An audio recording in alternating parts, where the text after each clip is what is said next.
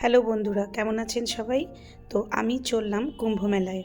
বানারস থেকে নিচ্ছি আমি ট্রেন, আর আমার সঙ্গে রয়েছে 3 বান্ধবী। বানারস থেকে এলাহাবাদ খুব একটা দূর নয়, তবে আজকে ট্রেন লেট।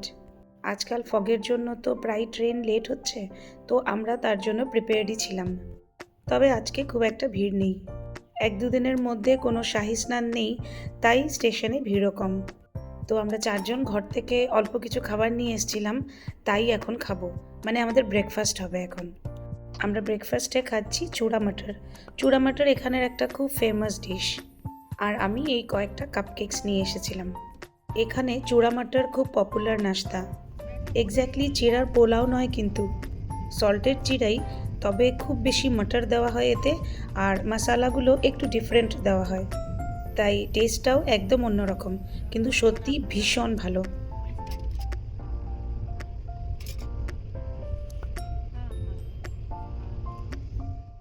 নাস্তা করে 4 বান্ধবী গল্প করতে করতে চললাম আমরা প্রয়াগরাজের দিকে।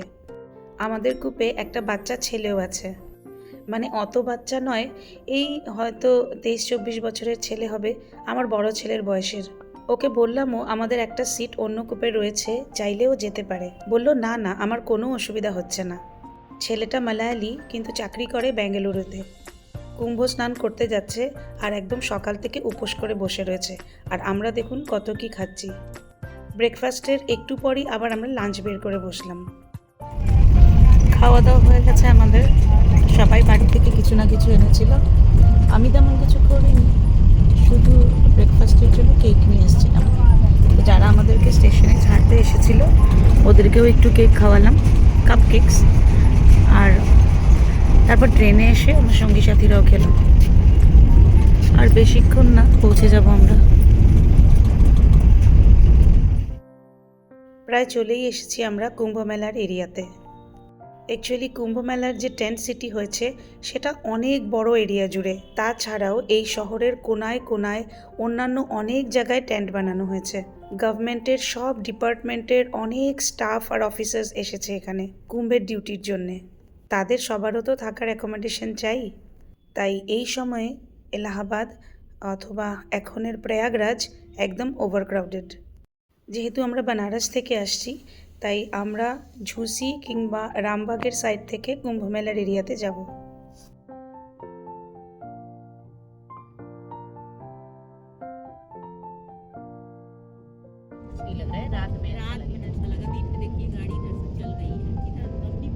এই চলে এসেছি আমরা একদম কুম্ভ এরিয়াতে।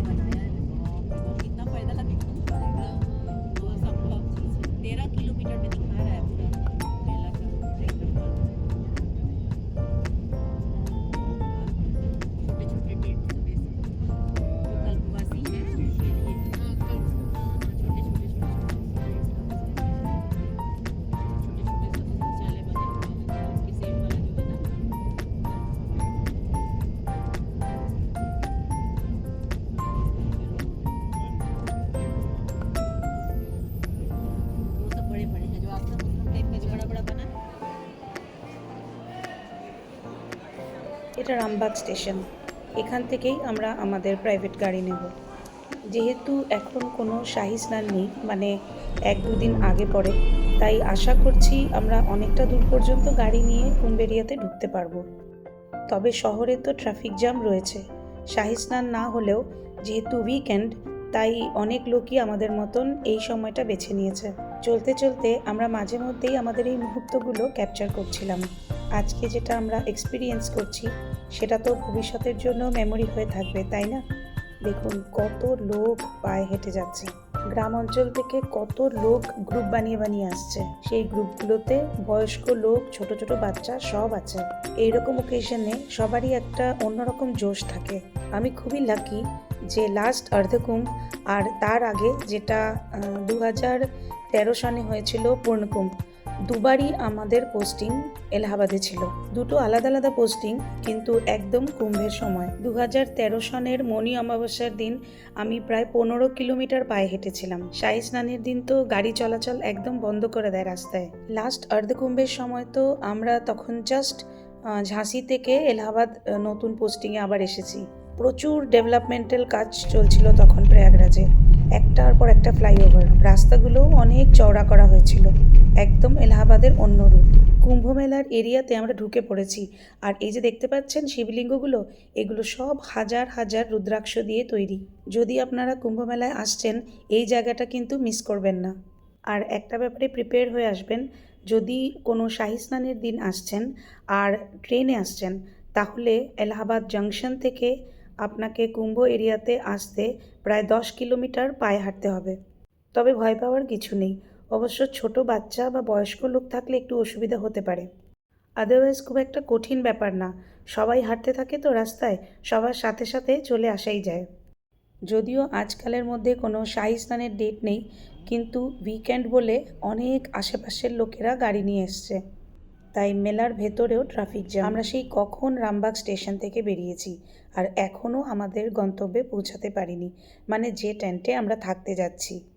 আমরা প্ল্যান করেছিলাম যে টেন্টে পৌঁছেই জিনিসপত্র রেখে ইমিডিয়েটলি মেলা দেখতে বেরিয়ে পড়ব, কিন্তু শুরুতেই ট্রেন লেট ছিল, তাই প্রয়াগরাজ পৌঁছতে দেরি হয়েছে। আবার এখানে এসে প্রয়াগরাজের শহরেও ট্রাফিক জ্যাম, আর এই কুম্ভ এরিয়ার ভেতরেও ট্রাফিক জ্যাম। তো আমাদের ড্রাইভার ভাইয়া বলল যে টেন্টে যাওয়ার আগে একটা ভালো জায়গা দেখিয়ে নিয়ে যাবে। আমরা থাকবো সেক্টর 20-তে, আর এটা হলো সেক্টর 18। এখানে রয়েছেন স্বামী অবধেশ আনন্দ। এই যে দেখতে পাচ্ছেন কিলার মতন এরিয়াটা, এটাই ওনার এরিয়া। প্রত্যেক কুম্ভতেই স্বামী অবধেশ আনন্দের শিবির খুব সুন্দর বানায়। এবারেরটাও শুনেছি দুর্দান্ত হয়েছে, তাই ড্রাইভার ভাইয়ার সাজেশন মেনে আমরা প্রথম সেই শিবির দেখতেই আসলাম।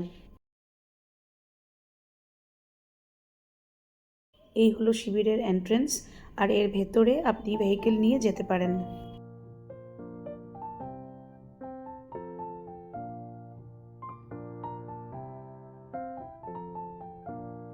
কত বড় এরিয়া জুড়ে এই শিবির বনেছে দেখতে পাচ্ছেন।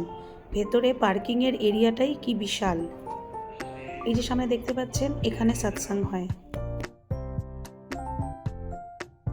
বলতে পারেন কিলাই বলতে পারেন, এত বিশাল এরিয়াতে তৈরি হয়েছে।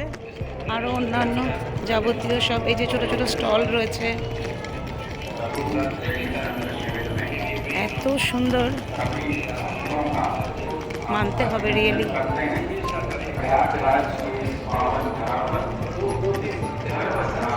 दीवारों को स्पर्श न करें। शिविर की दिव्यता को, उसकी सुंदरता को आप निहारिए। उसे এত সুন্দর জায়গায় ফটো ক্লিক না করে কি আর থাকা যায়? ভবিষ্যতে এই মোমেন্টসগুলো চেরিশ করার জন্য কিছু পিকচার্সের দরকার।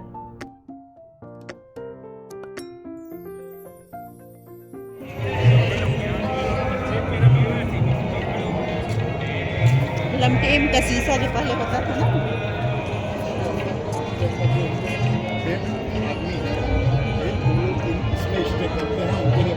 ये तो अलग ही दिख रहा है।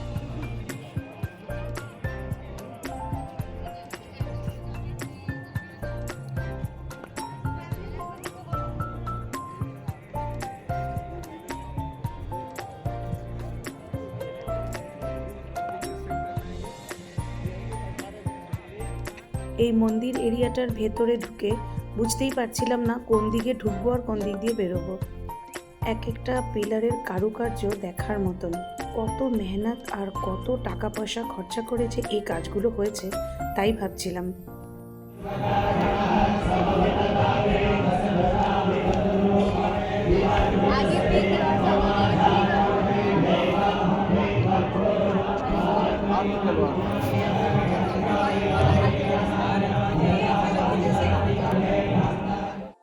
বেশ কিছু সময় আমরা এখানে সময় কাটালাম, আরও একটু সময় থাকতে পারতাম, কিন্তু যেহেতু আমাদের দিনের বেলার অনেকটা সময় নষ্ট হয়ে গেছে আর আমাদের মেলায় আরও একটু কিছু দেখারও ইচ্ছে আছে, তাই এখান থেকে এখন আমাদের চলে যেতে হবে। এই শিবিরে কিন্তু ঘন্টা 1.5-2 আপনি আরামসে সময় কাটাতে পারবেন।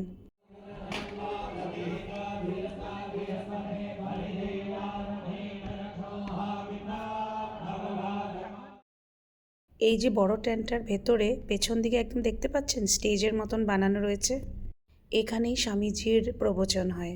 জানতে পারলাম যে জাস্ট একটু আগেই শেষ হয়েছে। ইস, মিস করে গেলাম, তা না হলে ওনাকে নিজের চোখে দেখতে পেতাম।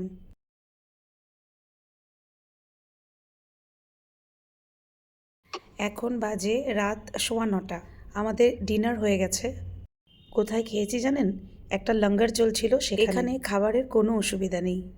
কেন জানি না কয়েকটা ইনস্টা রিলে দেখলাম যে কোনো সুবিধা নেই, খাবারের অসুবিধা, খাবার পাওয়া যাচ্ছে না, গভর্নমেন্টের তরফ থেকে কোনো সুবিধা করে দেওয়া হয়নি।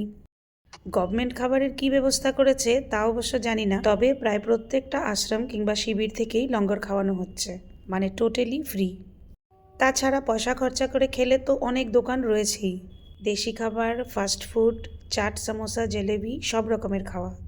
আর আমরা এখন হাঁটতে বেরিয়ে খাচ্ছি গরম গরম বয়েলড কর্ন, মশালা কর্ন। বাচ্চা একটা ছেলে বিক্রি করছে, এই 14-15 বছরের। বলল ও অযোধ্যায় বিক্রি করে, এখন কুম্ভ মেলার জন্য এখানে এসেছে। খুব ভদ্র ছেলেটা, আমাদেরকে একটা ফটোও ক্লিক করে দিল। ভাবছেন তো এইটুকু সময়ের মধ্যে আমি কিভাবে ছেলেটার সম্বন্ধে অত কিছু জানতে পারলাম?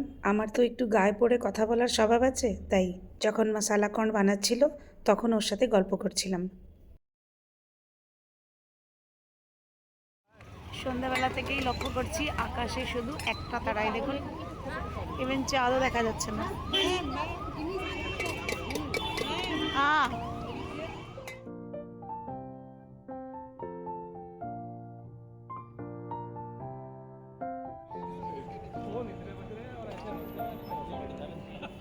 হাঁটতে হাঁটতে আমরা নদীর পাড়ে চলে এসেছি। আমাদের টেন্ট থেকে প্রায় 2 কিলোমিটার মতন হবে। মেলা দেখতে দেখতে বুঝতেই পারিনি কিভাবে 2 কিলোমিটার চলে আসলাম।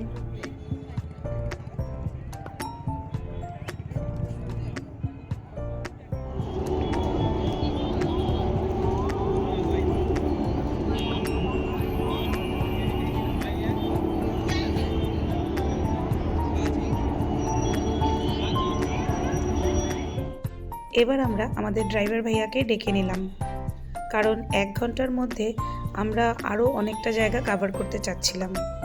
পায়ে হেঁটে তা সম্ভব নয়, তাই গাড়িতে চড়লাম আর চলে আসলাম একেবারে কিলাঘাটের পাশে।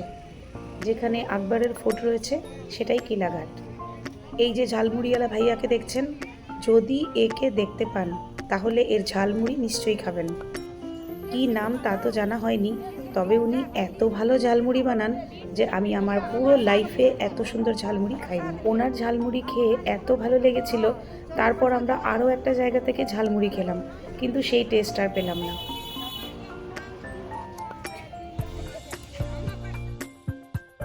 এটা হলো লেটে হুয়ে হনুমানজির মন্দির, একদম কিলাঘাটের পাশেই রয়েছে। তবে এই মন্দিরের রূপ একদম বদলে গেছে। আমি অনেক বছর এলাহাবাদ ছিলাম আর এই মন্দিরে বেশ কয়েকবার এসেছি, কিন্তু এই রূপ প্রথমবার দেখতে পাচ্ছি। এখানেও বিশ্বনাথ মন্দিরের মতন করিডোর বানানো হয়েছে। আর এই হলো সেই আকবরস ফোর্ট।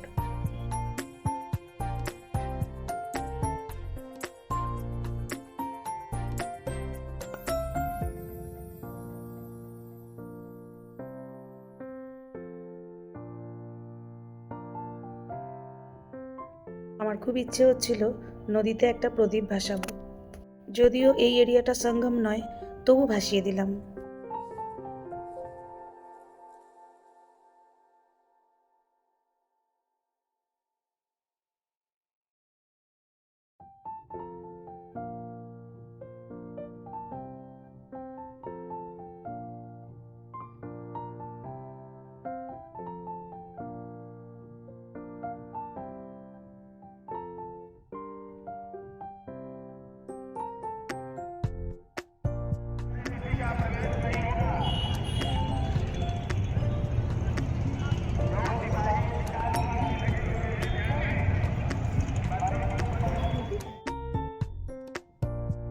এবার আমরা ফিরে যাচ্ছি আমাদের টেন্টে।